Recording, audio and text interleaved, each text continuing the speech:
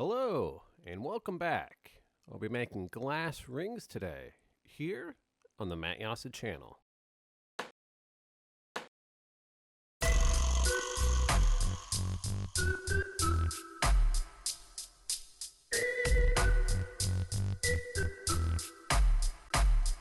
And so I had to practice this project a little bit. Glass rings isn't something I've done before. It was actually much more difficult than I thought it was going to be. And so I'm starting out on this 18mm rod.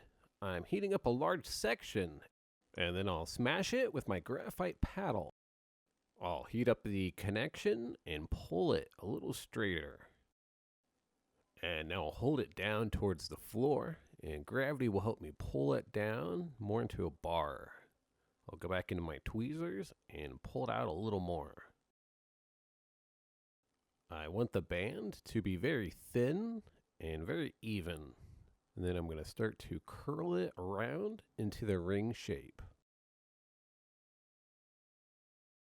I'm giving it a very soft and wide heat and bending it very slowly. I need to keep rotating and checking from different angles, looking at it from different directions. That way it doesn't start to tilt unnoticeably. I'll heat up that connection and begin to rotate and level out the band on the end.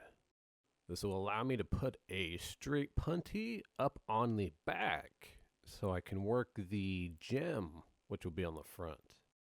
But before I can attach the gem, I'm going to heat up the band and do a little shaping with my brass reamer. It's good to go back and forth and ream both sides equally. That way it's very even.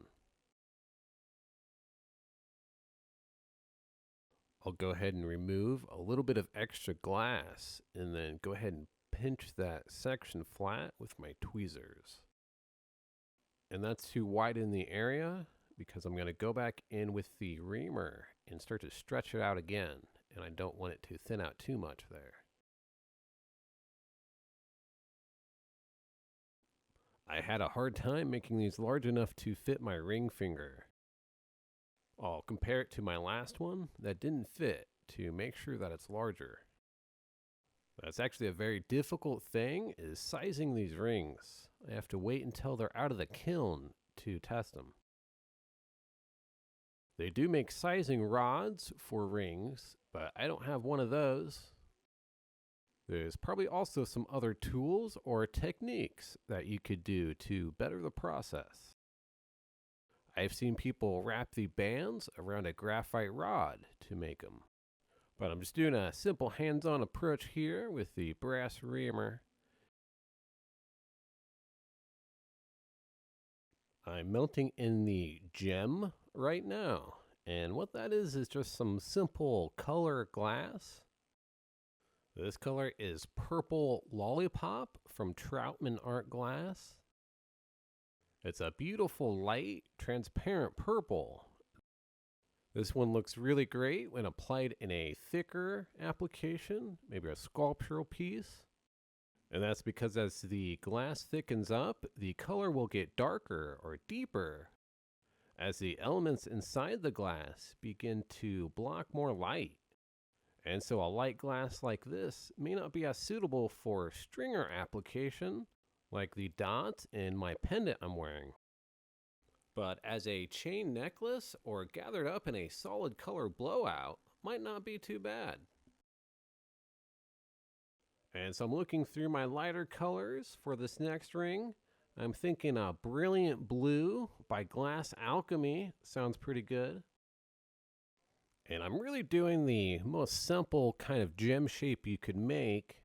There's really a lot more detail that you could put into it. The sky's the limit on this one. I think the next time I attempt it, I'll do colored bands instead. That actually might be a little bit easier using a nice dense color. A dense color is a bit more stiff, so I could probably pull it out a little bit thinner. And it'd move around a little bit slower. This clear begins to drip like water when you heat it up enough. You could try to shape and facet the gem also to make it look like a real gem. But that's a little bit difficult to do with heat in your paddle. That's much easier as a cold working project. But when it comes to projects like these, I actually like to try to keep them a little bit less authentic. Making it in a way to keep it looking like glass and not what the original material would look like, be it metal or plastic. And so if you've seen the last episode, the Solid Color Blowout 2, I had a suggestion to turn them into holiday ornaments. I'm definitely going to do that. I just need to crawl into the attic and find my Christmas supplies. I need to grab a few of those metal bulb hangers. I might make a few glass hooks to hang them, but it's going to work a little bit easier with those metal hangers. They're pretty much ready for that step anyway. And I know it might be a little bit early to be getting into the holiday season, but if you do plan to sell your glass for a holiday, early is the best time to start. It does take a lot of time to make these glass projects. You spend quite a bit of time just heating the glass itself. I know it seems to go pretty quick in these episodes, but I do cut and edit a little bit to speed up the process. And so if I was wanting to do well for Valentine's Day, for example, I wouldn't start at the beginning of February. I would be starting at the beginning of January.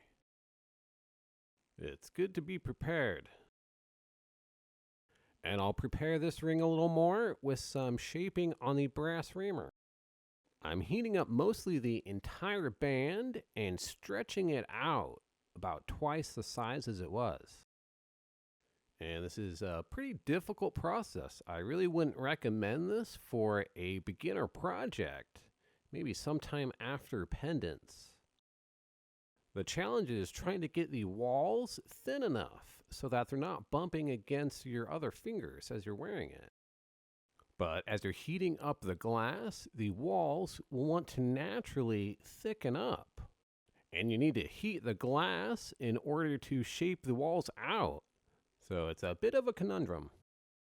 You might be able to fit a graphite rod through the middle, heat up the glass, and roll it against a graphite pad.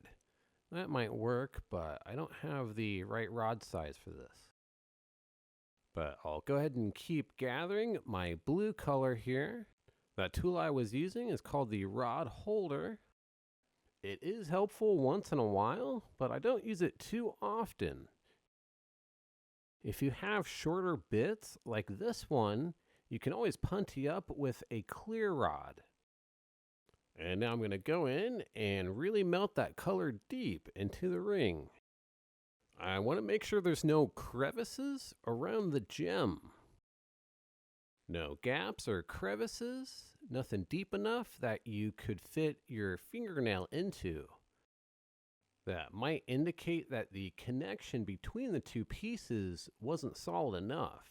That's something you can look for when you're buying glass. Just because it looks like it's melted together might not actually mean it's fully melted together. Or there could have been some stress during the cooling process. I always recommend a full annealing cycle in the kiln if you're planning to sell it.